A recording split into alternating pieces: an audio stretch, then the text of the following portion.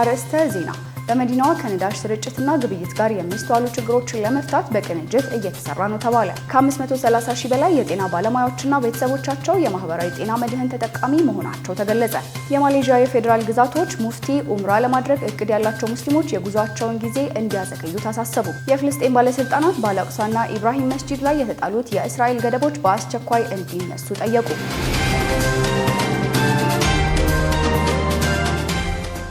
አሰላሙ አለይኩም ወራህመቱላሂ ወበረካቱ። የተወደዳችሁ የነጃሺ ቴሌቪዥን ተመልካቾች እንደምን አላችሁ? ነጃሺ መረጃችን ተጀምሯል። ከመረጃዎቹ ጋር ሀያት ሰኢድ ነኝ። አብራችሁን ቆዩ። በመዲናዋ ከነዳጅ ስርጭትና ግብይት ጋር የሚስተዋሉ ችግሮችን ለመፍታት በቅንጅት እየተሰራ ነው ተባለ። ከተማ አስተዳደሩ ከነዳጅ ስርጭትና ግብይት ጋር የሚስተዋሉ ችግሮችን ለመፍታት ከባለድርሻ አካላት ጋር በቅንጅት እየሰራ መሆኑን የአዲስ አበባ ምክትል ከንቲባና የኢንዱስትሪ ልማት ቢሮ ኃላፊ ጃንጥራር አባይ ገልጸዋል።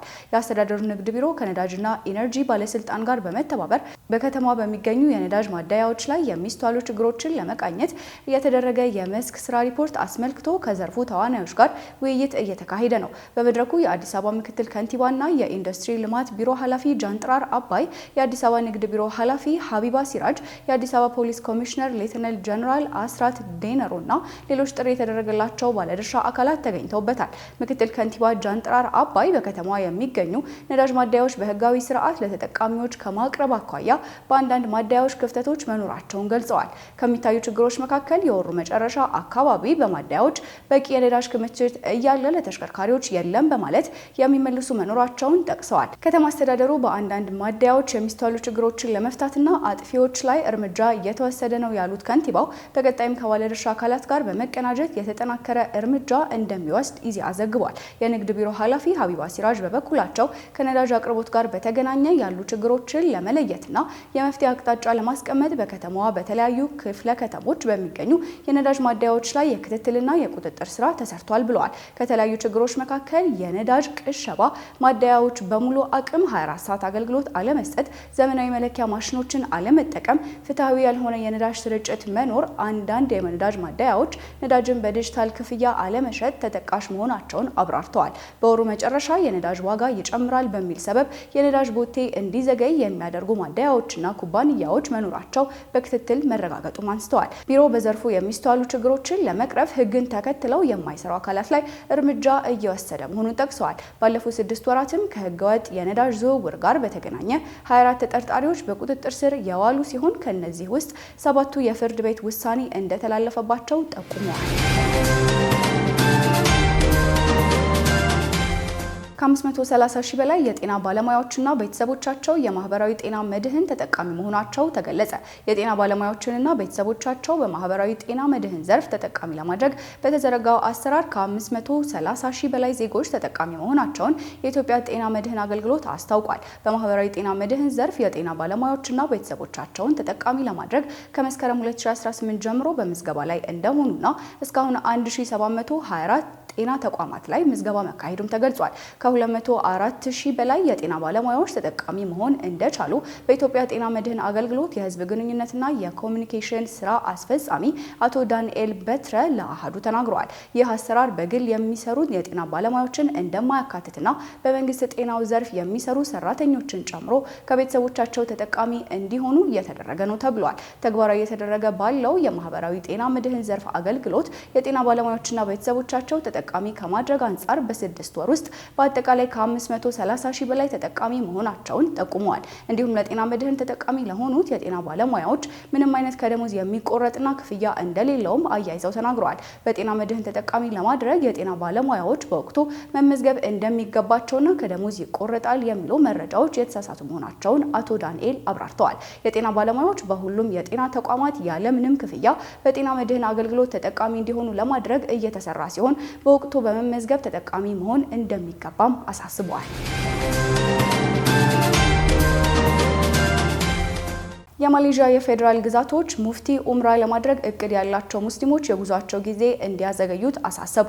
በካውላ ላምፑር የፌዴራል ግዛቶች ሙፍቲ አህመድ ፈዋዝ ፋድዚል በአሁኑ ወቅት ኡምራ ለማድረግ እቅድ ያላቸው ሙስሊሞች ጉዟቸውን እንዲተዉት ወይም እንዲያዘገዩት አሳስበዋል።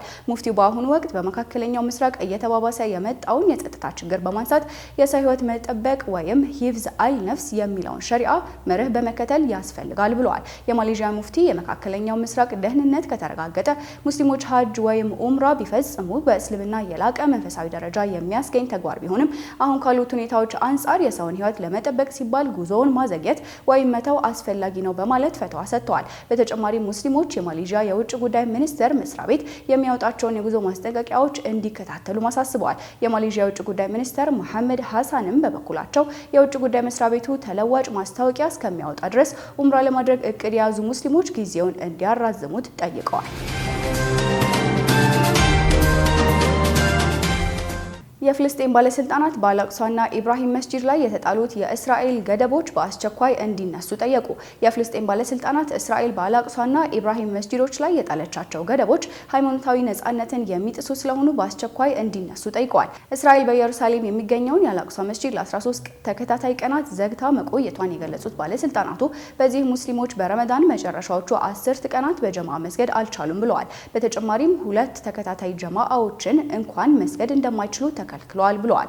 ከአላቅሷ መስጂድ በተጨማሪ በኬብሮን በሚገኘው ኢብራሂም መስጂድም ከ50 ሰው በላይ እንዳይገባ ጥብቅ እገዳ ተጥሎበታል። የኢብራሂም መስጂድ ኃላፊዎች እገዳው የእምነት ነጻነትን በግልጽ የሚጥስ ስለሆነ መስጂዱ ለሁሉም ሙስሊሞች እንዲከፈት ጠይቀዋል። በተለይም በረመዳን የመጨረሻዎቹ 10 ቀናት በሺዎች የሚቆጠሩ ሙስሊሞች የሚሰባሰቡበት ሲሆን የመስጂዱ መዘጋት እነዚህ በዓመት አንድ ጊዜ ብቻ የሚደረጉ ሃይማኖታዊ ስነ ስርዓቶች እንዳይካሄዱ አድርጎታል። ይህንንም ተከትሎ የፍልስጤም ባለስልጣናት የዓለም አቀፉ ማህበረሰብና የሰብአዊ መብት ተሟጋቾች ድርጅቶች በእስራኤል ላይ ጫና እንዲያሳድሩና መስጂዶቹ በአስቸኳይ እንዲከፈቱ ጠይቀዋል።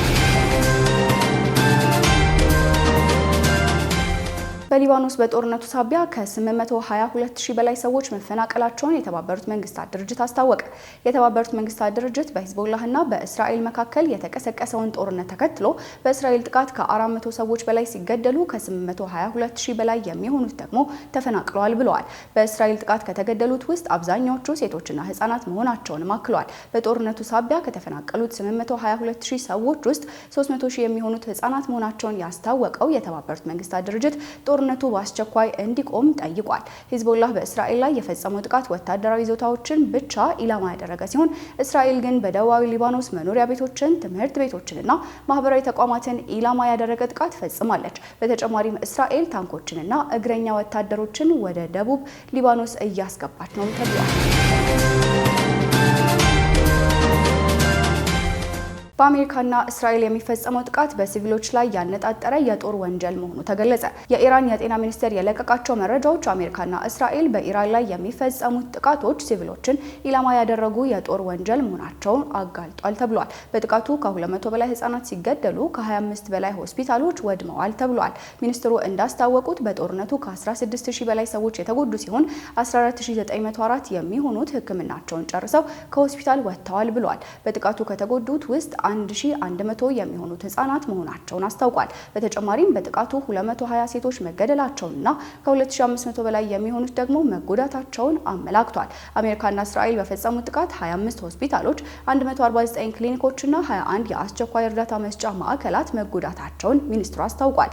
የኢራን የጤና ሚኒስቴር በዓለም አቀፍ ህግ ሆስፒታሎችን፣ ህጻናትንና ሲቪል ተቋማትን በቀጥታ ማጥቃት የጦር ወንጀል ተደርጎ ይቆጠራል ብሏል። መስሪያ ቤቱ በህክምና ተቋማት ላይ የተፈጸመው ይህ ጥቃት የዓለም አቀፍ ሰብአዊ ህግን በግልጽ የሚጥስ ነውም ብሏል።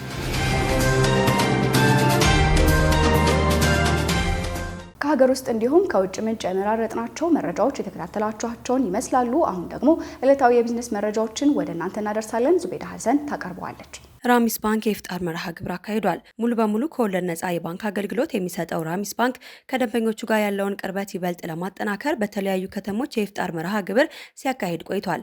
ተወዳጁን የረመዳን ወርን የመጨረሻዎቹ ቀናትን በማስመልከትም የማጠናቀቂያ የኢፍጣር ፕሮግራም በአዲስ አበባ አካሂዷል። የተዘጋጀው የኢፍጣር ፕሮግራም የባንኩ ሰራተኞችን ትኩረት ያደረገ እንደሆነም ተነግሯል። ራሚስ ባንክ ያዘጋጀው ኢፍጣር በተቋሙ ውስጥ ያሉ ህብረት፣ ቅርርብ እንዲሁም ደግሞ በጋራ መስራት ባህልን ይበልጥ እንዲዳብር የሚያስችል የጋራ ኢፍጣር መርሃ ግብር መሆኑን አስታውቋል። የባንኩ ዋና ስራ አስፈጻሚ አቶ አሊ አህመድ አሊ የባንኩ ሰራተኞች ባንኩን ወደ እድገት የሚያንቀሳቅሱ ትልቅ ኃይሎች ናቸው ብለዋል። የሰራተኞቹ ትጋት፣ ብቃትና መተባበር ተቋሙ ትርፋማ በመሆን ወደፊት እንዲጓዝና ለደንበኞቹ የተሻሻለ አገልግሎት እንዲሰጥ ትልቅ ሚና እንደተጫወተም ገልጸዋል። በዝግጅቱ ላይም የባንኩ ቦርድ አባላት፣ ማኔጅመንት፣ ሚዲያዎችና ተጋባዥ እንግዶች ተገኝተዋል። ዳሽን ባንክ 465 ሺህ ብር ወጪ በማድረግ በባህር ዳር ከተማ ሰደቃና ኢፍጣር ፕሮግራም አዘጋጅቷል። ዳሽን ባንክ በወለድ ነጻ አገልግሎቱ ታላቁን የረመዳን ወር ምክንያት በማድረግ አቅም ለሌላቸው ሙስሊም እናቶች ድጋፍ ማድረጉን አስታውቋል። ባንኩ ታላቁን የረመዳን ወር ጾም አስመልክቶ 465 ሺህ ብር ወጪ በማድረግ ድጋፍና ኢፍጣር ፕሮግራም በባህር ዳር ዲስትሪክት ማካሄዱን የተነገረው የዳሽን ባንክ ባህር ዳር ዲስትሪክት ተወካይ ዳይሬክተር የሆኑት አቶ ሻምበል በቃሉ ድጋፍና ኢፍጣር መርሃ ግብሩ ባንኩ በሙስሊሙ ማህበረሰብ ጋር ያለውን ቁርኝት ለመግለጽ ያለመ ነው ብለዋል። ድጋፉ ለአቅመ ደካሞች ለሴቶችና ህጻናት መበርከቱንም ተናግረዋል። የባህር ዳር ከተማ እስልምና ጉዳዮች ምክትል ፕሬዝዳንት የሆኑት ሼህ መሐመድ ኢብራሂም በበኩላቸው ሰደቃ ትልቅ ዋጋ እንዳለው በፕሮግራሙ ላይ ተናግረዋል። ይህም ሰደቃ የተበረከተላቸው ሰዎች የመጨረሻውን የረመዳን ቀናት በደስታ እንዲያሳልፉት ይረዳቸዋልም ነው ያሉት። የባንኩ ሪጂናል ማርኬቲንግ ስፔሻሊስት አቶ ጥላሁን አበበ ከ50 በላይ ለሚሆኑ አቅመ ደካማ እናቶች የአይነት ድጋፍ መደረጉን ተናግረዋል። በተጨማሪም 200 ሺህ ብር ወጪ በማድረግ የኢፍጣር ፕሮግራም ይካሄዳልም ብለዋል። ዳሽን ባንክ ሸሪክ በተሰኘው የወለድ ነጻ የባንክ አገልግሎቱ ወለድ የማይፈልጉ ተጠቃሚዎችን እያገለገለ ይገኛል። በተጨማሪም ማህበራዊ ኃላፊነቱን በመወጣት ረገድ የረመዳን ወርን ምክንያት በማድረግ የኢፍጣርና የሰደቃ ፕሮግራም ማካሄዱንም ባንኩ አስታውቋል። በኢትዮጵያ ከእንሰት ቃጫ የተሰራ የሴቶች ንጽህና መጠበቂያ ለገበያ መቅረቡ ተሰምቷል። የአምራች ኢንዱስትሪ ልማት ኢንስቲትዩት ሙሉ በሙሉ በሀገር ውስጥ ግብዓት ወይም ደግሞ ከእንሰት ቃጫና ከጥጥ ጨርቅ የተዘጋጀ አዲስ የሴቶች ንጽህና መጠበቂያ ምርት ለገበያ ማቅረቡን ስፑትኒክ ዘግቦታል። ምርቱ ከኬሚካል ንክኪ የጸዳ ታጥቦ ድጋሜ ጥቅም ላይ የሚውልና አካባቢን የማይበክል በመሆኑ በተለይም አቅም ለሌላቸው ወገኖች ትልቅ እፎይታ እንደሚሆንም ተዘግቧል። ይህም አዲስ የፈጠራ ውጤት ችግሩን ለመቅረፍ ከፍተኛ ተስፋ እየተጣለበት ቢሆንም ምርቱ በስፋት ለማሰራጨት የማምረቻ መሳሪያዎች እጥረት ስላለበት የሚመለከታቸው አካላት ድጋፍ እንዲያደርጉ ጥሪ ቀርቧል።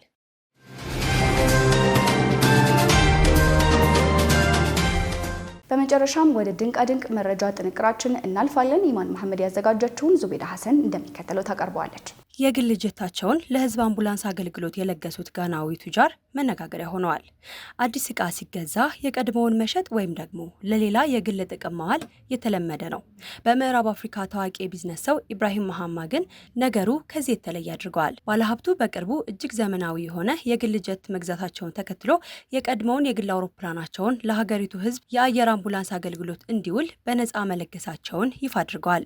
ይህ አስደናቂ የበጎ አድራጎት ተግባር በአክራ ዓለም አቀፍ አውሮፕላን ማረፊያ አዲሱ ጀታቸውን በተቀበሉበት ወቅት የታወጀ ነው። አውሮፕላኑ ያለምንም ክፍያ ለማንኛውም ጋናዊ የሕክምና የድንገተኛ አደጋ አገልግሎት እንዲሰጥ መበርከቱንም የሀገሪቱ ብሔራዊ ዜና ማሰራጫ ጂፒሲ በሰፊው ዘግቦታል።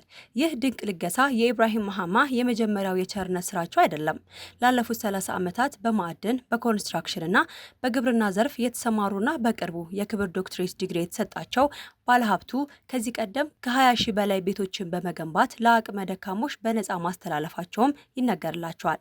በተጨማሪም በኩላሊት ህመም ስትሰቃይ ለነበረች የ13 ዓመት ታዳጊ የ25,000 የአሜሪካ ዶላር የህክምና ድጋፍ በማድረግ ህይወቷን በማትረፍ በጎነታቸውን በተግባር አሳይተዋል። አሁን በነፃ የለገሱት የአየር አምቡላንስ በጋና የጤና ዘርፍ ፈጣን ምላሽ ለመስጠትና የዜጎችን ህይወት ለመታደግ የሚያደርገውን የመንግስት ጥረትን በእጅጉ የሚደግፍ ሲሆን ሀብትን ለወገን ደራሽነት በማዋል ረገድ ለሌሎች ባለሀብቶች ታላቅ አርአያ የሚሆን ተግባር ሆኖም ተመዝግቦላቸዋል።